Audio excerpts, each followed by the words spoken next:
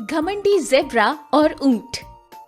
बहुत पहले दूर जंगल में दो बहुत घने दोस्त थे, एक ऊंट और एक ज़ेब्रा। ज़ेब्रा को अपने रूप और खूबसूरती पर बड़ा गर्व था। ओह, मेरी ये जो धारियां हैं, ये तो बहुत अच्छी लगती है। मैं जंगल में सबसे खूबसूरत जानवर हूँ। और ये ऊंट, उफ, ये तो कितना अगली है। एक दिन ऊंट ने ज़ेब्रा से कहा, ज़ेब्रा भाई, क्या हम खेलने चल सकते हैं? कीचड़ में जाकर लोट लगाएंगे, बहुत मजा आएगा। चलोगे क्या तुम? ऊंट की बात सुनकर ज़ेब्रा बोला, नहीं नहीं, सिर्फ तुम ही जाओ। मैं नहीं चाहता कि मेरा काला और सफेद रंग कीचड़ में गंदा हो जाए। ज़ेब्रा की बात सुनकर ऊंट ने कहा, ठीक है, तो मैं अकेला ही जाता हूँ। बाय। ये कहकर वो कुछ समय के लिए कीचड़ में बैठ गया। शाम होने के बाद जब ऊंट ज़ेब्रा के घर के सामने से निकला तो उसने सोचा कि अपने दोस्त ज़ेब्रा से मिलता जाए। अरे दोस्त ज़ेब्रा, तुम आए नहीं, बड़ा मजा आया कीचड़ में बैठकर। ज़ेब्रा ने ऊंट की बात का कोई जवाब नहीं दिया, जिस पर ऊंट परेशान हो गया। उसने कहा, क्या हुआ दोस्त, क्या मुझसे कोई गलती हो गई है? तुम मुझसे बात क्यों नहीं कर रहे? मैं थोड़ा बिजी हूँ, बाद में बात करूंगा। तुम जाओ यहाँ से अभी। ऊंट समझ नहीं पा रहा था कि ज़ेब्रा ऐसे क्यों कर रहा है, आखिर उसको क्या हुआ है। ऐसे ही कुछ दिन बीत गए। एक बार बारिश न होने की वजह से उस जंगल में भयंकर अकाल पड़ गया, जिससे झील सूखने लगी, सब कुछ सूखने लगा। एक बार बारिश न होने की वजह से उस जंगल में भयंकर अकाल पड़ गया, जिससे झील सूखने लगी, सब कुछ सूखने लगा और उसमें जानवरों के लिए भी थोड़ा सा पानी बचा था।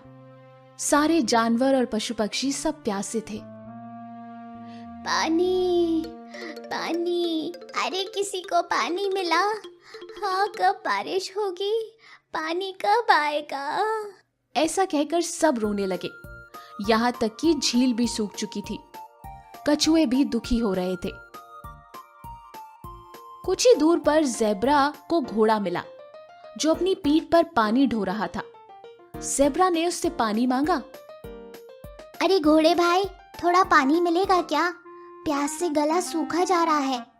घोड़े ने एक बार में ही मना कर दिया। अरे नहीं नहीं, मेरे पास थोड़ा ही पानी है, मैं तुमको क्यों दूं? जल्द ही उसने अपने सबसे अच्छे दोस्त ऊंट को देखा। ऊंट को देखकर ज़ेब्रा उससे बोला, यहाँ सब कुछ सूखा है, मुझे नहीं लगता कि मैं ज्यादा दिन जिंदा रह पाऊंगा। अब मैं मर जाऊंगा दोस्त। ज़ेब्रा ये कहकर रोने लगा। ऐसा मत करो, जब तक मैं हूँ मैं तुम्हें कुछ नहीं होने दूंगा। ऊंट ने ज़ेब्रा से वादा किया। ज़ेब्रा ये बात सोचकर चकित था कि ऊंट बिना पानी के भी कैसे सामान्य व्यवहार कर रहा है। तभी ऊंट ने उससे कहा, तुम मेरी पीठ पर जो कुरूप चीज देखते हो, वो एक कुटुंब है। ये पानी को स्टोर करता है।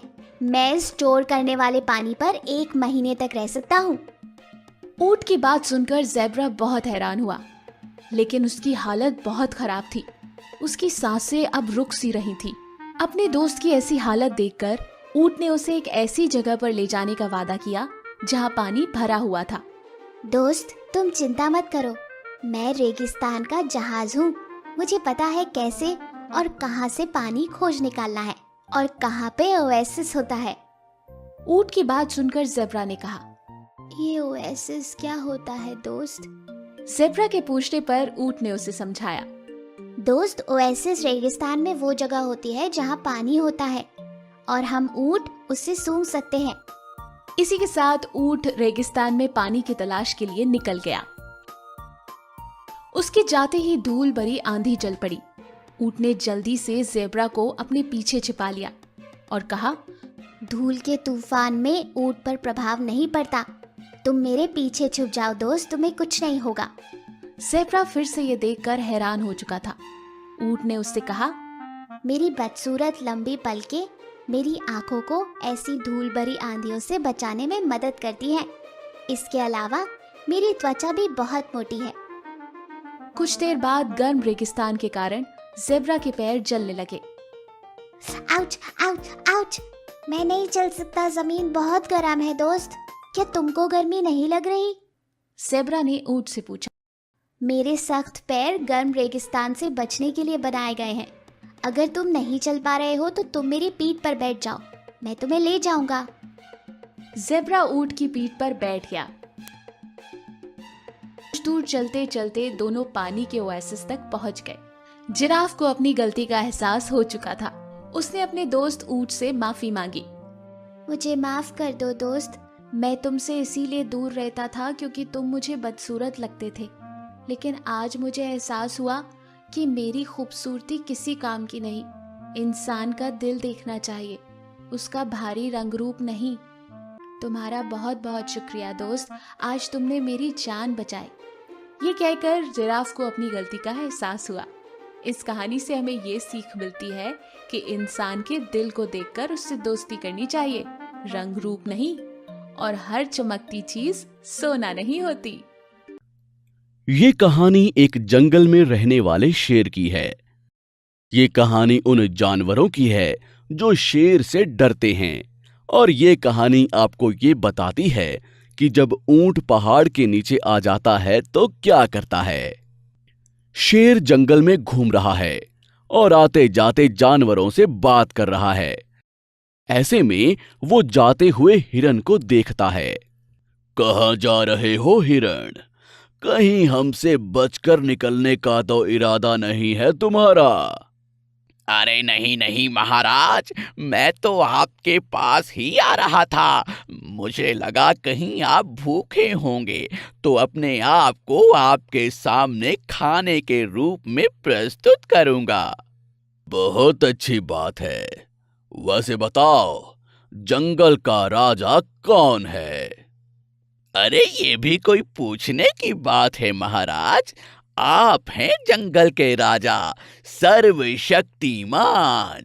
शेर खुश होकर आगे निकल जाता है और आगे पेड़ पर लटके बंदर को देखता है।